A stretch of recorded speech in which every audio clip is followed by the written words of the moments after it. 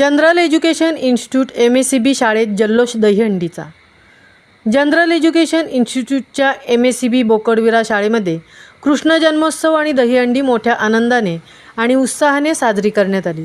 सदर कार्यक्रमास उरणमधील थोर समाजसेवक श्री महादेव ढोले सर आणि त्यांच्या सुनबाई समाजसेविका, स्त्रियांवर होणाऱ्या अत्याचाराच्या विरोधात नेहमी पुढाकार घेऊन काम करणाऱ्या समाजसेविका सौ आरती ढोले मॅडम, त्याचबरोबर शालेय समिती अध्यक्ष श्री सदानंदजी गायकवाड सर मान्यवर म्हणून उपस्थित होते।